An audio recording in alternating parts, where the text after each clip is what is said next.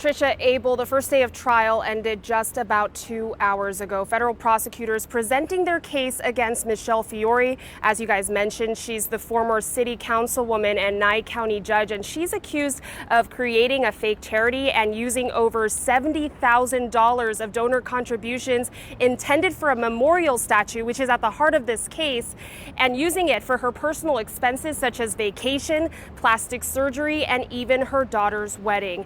Now, the first 6 witnesses for the prosecution took the stand today. The first was Nicole Beck. She's the wife of fallen officer Alan Beck, and she got emotional recalling the early discussions with Fiore about that statue. I also had a chance to speak with former federal prosecutor Paul Pata about what's on the line for the defendant in this case. Thank you again for doing this and making time. No problem. Can you tell me a little bit about your time as a federal prosecutor?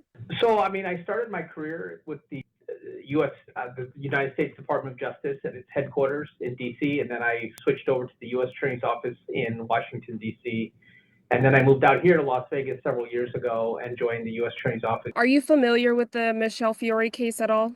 So I know what the allegations are, and like any fraud case, it's pretty straightforward.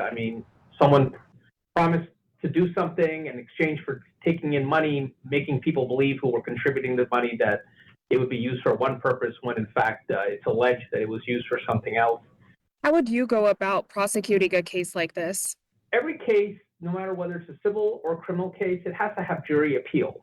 And I think everybody understands that if people, promise to do something and then don't deliver, they mislead others into believing something that turns out not to be true, and then they use that, let's say in this case, money as it's alleged for one's own benefit. I think that's something that really resonates with juries.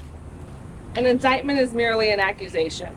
Do you believe the stakes are higher when an elected official is involved? I think in the case of an elected official, though, there is, a belief among people in the public that oftentimes people get into politics to enrich themselves or make their own life better. So I think that, that's something that if you're a public official and you're being prosecuted for corruption or some type of fraud, that is a hurdle to overcome. I have served as a city councilwoman and a judge with integrity, honor, and respect. Now, some of Fiore's donors also testified in court today, including well-known attorney David Chesnoff, who said he would not have donated if he knew the money was not going towards the fallen officer's memorial statue. Now, I did have a chance to speak with Fiore very briefly after trial today. I noticed in the courtroom she seemed to be in high spirits. She was smiling throughout the duration of trial. She said she was feeling good about trial.